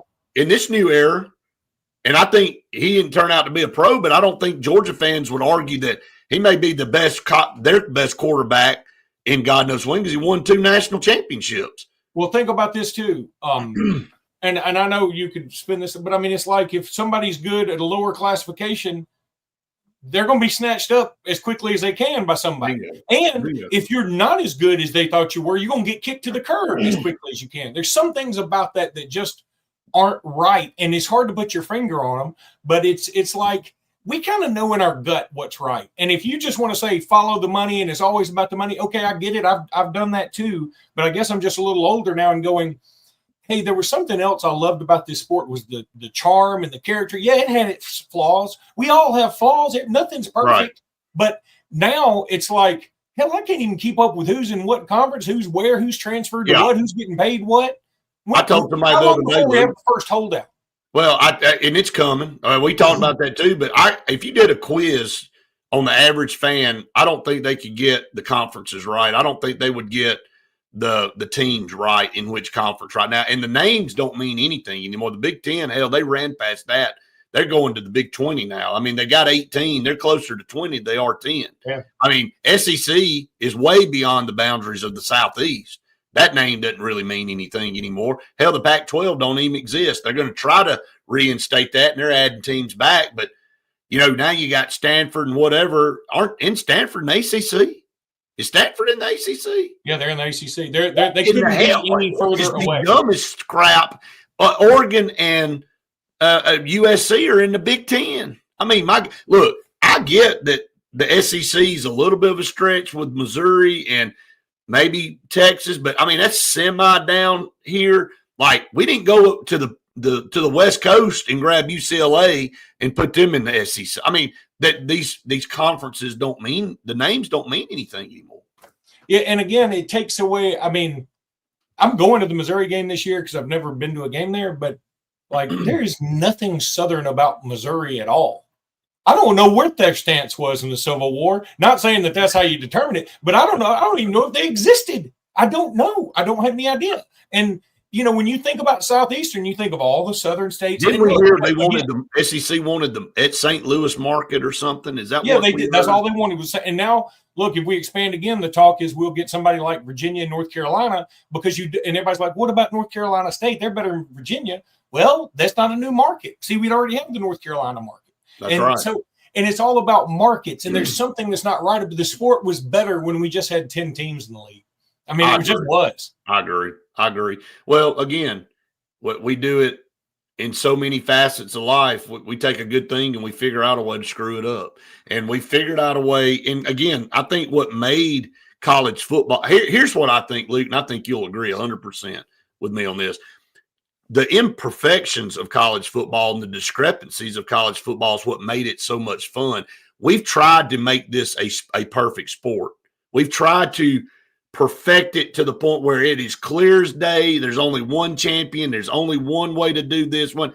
Like in the lore of what we enjoyed about college athletics was that there was some discrepancy in it. There were some things that there was debate. There was debate and all that. And we, in the meantime, we try to figure that out. I think that's why you've always been such a, against the NCAA tournament continuing to expand. It's like adding more and more and more and more and more does not make it better. It waters it down. It waters it down, and it's the truth. I mean, it just. Well, think about the NFL. Think about the NFL last couple of weeks of the regular season. How many games just mean absolutely nothing because you're sitting out players. And who's to say that we won't get to a point where Alabama and Auburn are sitting out dudes during the Iron Bowl? I don't want that. I can tell you that. And that'll change fundamentally the way we look at the game. Look at baseball. Look at baseball putting people on second base to start out at the extra innings or whatever. And look, I mean, yeah, I get gimmicks trying to keep people in seats and whatever, but it's when you just take away the soul of the sport, which is what we're sucking the soul of the sport away, but for everybody trying to find the perfect way to allow everybody a seat at the table. I'm so tired of that statement from Rick Neuheisel. Everybody gets a seat at the table if the SEC and the Big Ten will just give back a little bit. They ain't going to give back because, number one, that college football was built on their backs, okay? Right. And they don't really care if Texas San Antonio doesn't get a seat at the table, and I don't either. So, I mean, maybe Texas San Antonio. So, I agree. Look, as much as it pains me to say this, I think Alabama is the best college football program. Maybe Michigan could argue a little bit, whatever, but Alabama's there at the top. I do think Auburn is a top 15 historical program. I think they're so, if you're in the top 15, top 20 programs of all time, why do you owe anybody that's down in the 90s and the hundreds an explanation? You should have a little bit more say about what goes on in that sport because you were around doing it way before they were. And again, there should be some credence given to longevity and building something over time. We just didn't go 2 years ago and build an 87,000 seat stadium in the middle of Auburn's campus. That thing went from what it looked like a high school field to what it is today. And the same for Alabama. Hell, Alabama played half their games in Birmingham because Bryant Denny wasn't up to par. But you know what they did? Over time, they built it up to what it is. There is some credit that needs to go to programs like that. And again, I just don't like the idea, and I'm just picking this name out of the hat, but Boise State showing up with a knife and a fork in hand goes, "Where's all my steak that y'all made for me?" It's like they brought a small fruit salad to the Thanksgiving table. We've all been out there killing turkeys and gutting them and getting the innards out and smoking them and doing all this stuff. And Boise State shows up and goes, "Yeah, what y'all got for me? I want the same piece of this stuff y'all got." That's not how this should work. No, it's not. And, kudos for them, building a program, but in getting to the point, but they're not comparable to ours. Everybody wants to compare right now and where programs currently are. not look back at the history part of it. All right, we got to take our final break. Stay tuned. One final segment right after this. Appreciate you, Tubbs, Tiger. Yeah, I mean, the broadcast, I thought at the beginning, we had a couple technical difficulties. We got that figured out last night, but appreciate the comments there. Yeah, it's a little bit better clarity when you're at home and you got your own stuff. So I think our broadcast will be a lot better at home as well. It's tough on the road just based on where we have to set up in the opposing stands 99% of the time. And we were over there on our sideline last night, so it makes it a little bit more difficult on some things. But I thought overall, we're going to work out some bugs and some things that we got going on. But overall, I thought it was fine.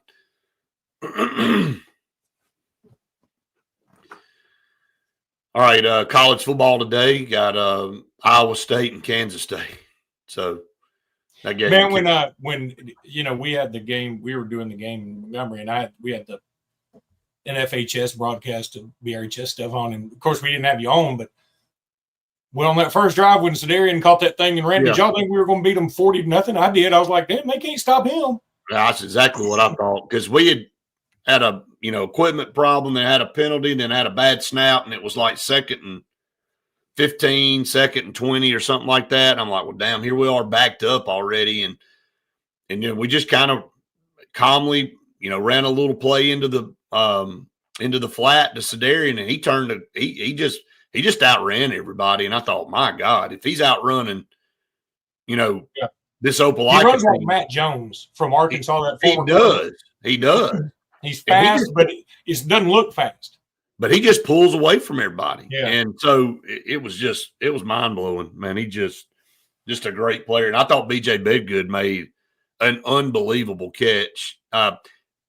You got receivers that just know how to play the football, and that guy's got tremendous receiver instincts. That his momentum was going into the end zone. He had two defenders with him, but he knew how to go in between them with his momentum going backwards and then lean back toward the football and catch. I mean, he's just a great player. So I think Benjamin Russell's going to be fine. They are. Just got to clean up the penalties. I'll tell you, next week I've heard that apparently there's not a lot of love lost between Horn and Coach Johnson. Coach Johnson. Yeah.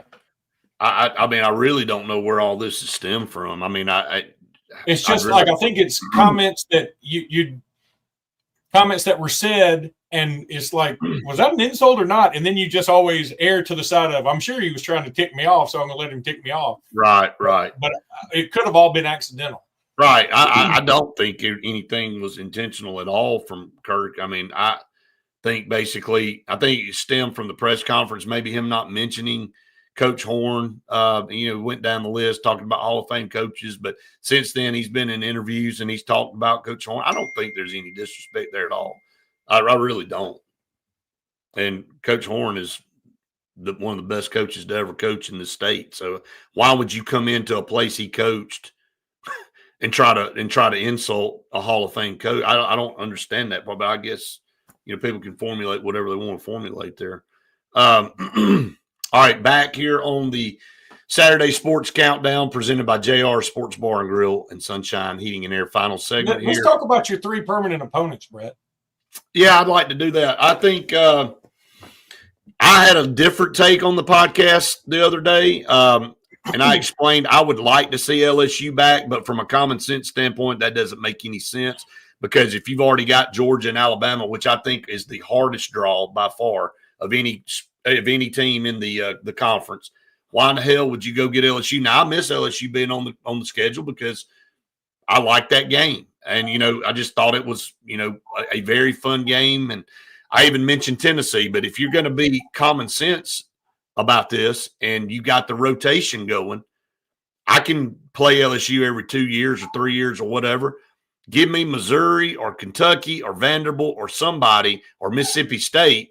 Because we already play Alabama and Georgia, and they're the best 2 teams in the conference. Well, all right, here's my take on it. Alabama's going to get Auburn and Tennessee. I don't think there's any doubt. I'm afraid Alabama's going to get LSU too, which those three would be so far above everybody else's three that would make me sick. That's brutal. I mean, it is. Now, so what I'd like to see is say, okay, Alabama takes on Auburn, Tennessee, and Mississippi State. And you say, well, Mississippi State is the bottom right now. They won't be the bottom forever. We've seen them be number one in the country in the last 10 years. I think there's a good chance they could stay there a long time. They might stay there a little more now. I mean, with Oklahoma and Texas in, it's tougher. Yeah. But I don't think that – I think Vandy will go back to where they are once Clark Lee leaves, which will be probably soon. So I think Mississippi State can go up a little bit. And also geographically, Alabama and Mississippi State are the two closest universities, closer than Alabama and Auburn. And and then I would say, all right, and again, I'm not going to go through all of them, but you look at LSU and you say, okay, well, LSU, I mean, I would think Ole Miss, I would think Arkansas, and then all of a sudden you're like, okay, well, we got to give them somebody. It looks like we're going back to these pods again. Luke. Yeah, that's where this is. I mean, and so and I don't know who the other one for LSU would be, but I'm like, it's hard for me to look and say you're giving LSU, Ole Miss, and Arkansas, and let's say you give them Alabama. That ought to get Texas. No, it ought to be Texas, LSU. I would like or Texas A&M. If they give them Texas A&M, I think that's fair. Now, for Auburn, I'd say, Alabama, Georgia. So then you've got to go way down in the other level.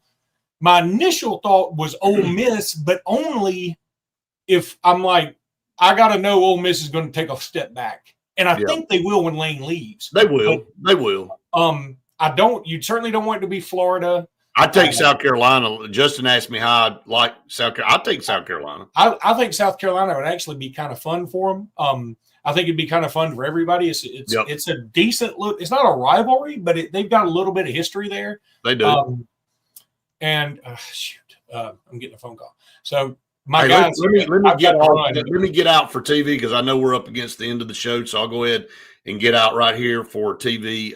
Again, we appreciate all of you statewide for watching us each and every week. Appreciate all the comments, and football season started, so we're glad to be back. So we will be back with you next Saturday for another edition of the Saturday Sports Countdown. For Luke, I'm Brett saying we've enjoyed it with you. I'll see you next time. All right, buddy, I got to run. All right. Appreciate it, brother. Thank you. All right, just to close out here, everybody, I'll stay up for a couple minutes. I mean, I felt good about it too. Tubbs. I thought, man, Opelika had the obvious advantage on the lines of scrimmage last night, size-wise, but I thought we held our own. I was very impressed with our defensive line, and then I thought that we were starting to lean on them a little bit offensively. I thought our offensive line kind of got their sea legs under them late in the game, and so I'm fine with what happened last night. I'm not fine with losing ever, but I'm fine with knowing that this team played a very good 7-8 opponent in Opelika and had its chances to win after really playing a mistake-ridden game. And our Coach Johnson will, if he were on here, he'd say the same exact thing. I mean, nobody's running from that. 21 penalties. I don't know officially what it ended up being. It was over 20. And so that's something that you got to look at. You got to figure out how to fix that. And a lot of that had to do with Opelika being the team that they were. So got to turn around, get on a short week here on a Thursday night against Central Clay. And you know what kind of team they're going to bring in. Coach Horn and his staff are going to have their team ready to go. They always do. They're always physical. And when you come in on a short week like Benjamin Russell's going to be coming in after an opponent like Opelika, it was so physical. You got to get healed up as fast as you can to get ready to go into another blue collar style game. So it's going to be one at the point of attack and on the lines of scrimmage with them too. So the teams that's the best there, the team that is the best there is probably going to win the football game. And again, you got to eliminate these mistakes. And I think if you do that, Benjamin Russell will be just fine. So looking forward to that game already on Thursday night here in Alexander City. All right, guys. Anything else you got to add? Throw it to me. about to get off for the rest of the day. But again, appreciate all of you that have found us out there on the Auburn Blitz side. If you haven't subscribed to our YouTube channel, please go out there and do that. Hit the like button. It makes a big difference for us, and it helps us out tremendously. So, all right, everybody have a fun, safe weekend out there, and we will catch you on Monday for Auburn Blitz on Monday morning. See you guys then.